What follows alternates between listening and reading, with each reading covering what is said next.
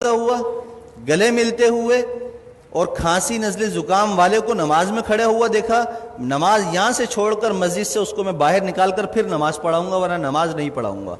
आप लोग एहतियात ही नहीं कर रहे हैं, इल्ज़ाम हमें देते हैं, डॉक्टरों को देते हैं। डॉक्टर अपनी जान जो है ना उनकी अजाब में आई हुई है, मर रहे हैं डॉक्टर, उनको वेंटिलेटर नहीं मिल रहे हैं। आप लोगों ने खेल बनाया हुआ है कोरोना को। भाई ये कोरोना ख़त्म होने वाली चीज़ नहीं है, 5 साल तक ख़त्म नहीं होगा, ये आपको मैं बता दूं, लिख कर दे रहा हूं मैं आपको, ये चलेगा ऐसे ही। जब आप सब्जी की दुकान पर जा सकते हैं, आप सुपर मार्केट जा सकते हैं, आप मस्जिद भी आएँ, जुम्मा पढ़ें, नमाज पढ़ें, डिस्टेंस ख़त्म करें, नमाज के फ़ौरन बाद डिस्टेंस पैदा कर लें।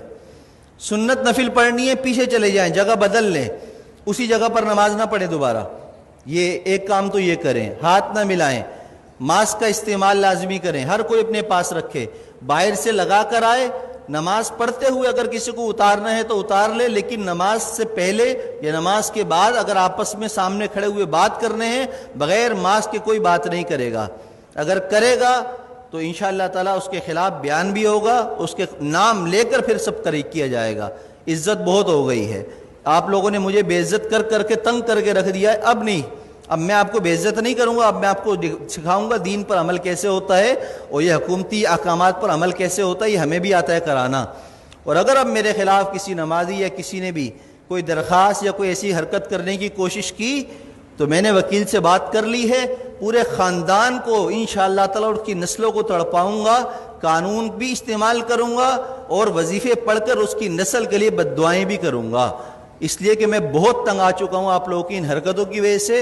3 महीने हो गए मुझे बर्दाश्त करते हुए, बदएहतियाती ख़त्म करने का नाम कोई नहीं ले रहा, बस टाइम पर टक टक टक टक अजान, टक टक टक टक अजान। अबे परहेज तो करो, जो डॉक्टर कह रहे हैं वो तो करो, जो उलमा कह रहे हैं वो तो करो। अपने बाप की बात मानते नहीं हो, मौलवियों पर उंगली उठाते हो, शर्म नहीं है तुम लोगों के अंदर। मैंने कहा था, हमारे नायब इमाम साहब ने एक जुम्मे को, रमज़ान में मैं नहीं था, थोड़ी सी रकात लंबी कर दी तो पीछे 2 लोगों ने कहा कि आपको नमाज पढ़ानी है, तो लंबी नमाज पढ़ा दी। शर्म नाम की चीज़ नहीं है, इमाम को ऐसे कहते हो? पूरा ज़िंदगी जिसने कुरान पढ़ने में, इल्म हासिल करने में लगा दी, तुम्हारी नमाज पढ़ाता है, उसको तुम कहते हो नमाज पढ़ानी नहीं आती? तुम्हें तो तहारत और गुस्ल नहीं आता, कैसे पेशाब करने के बाद कतरे पाक करते हैं उसका तरीका तुम्हें नहीं आता, पानी ना हो तो। तुम मौलवियों को सिखाते हो, इमामों को सिखाते हो।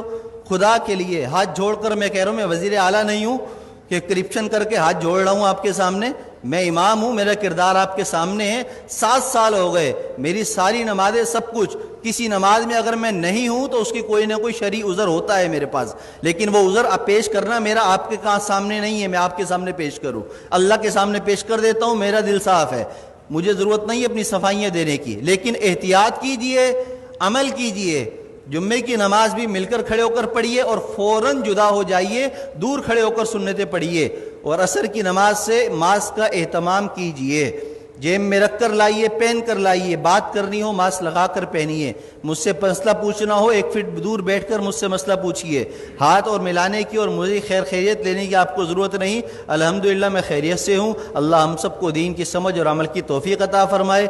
मेरी बातें किसी को बुरी लगी हों तो पेश की माजरत है, माजरत माजरत। जज़ाकल्लाहु खैर।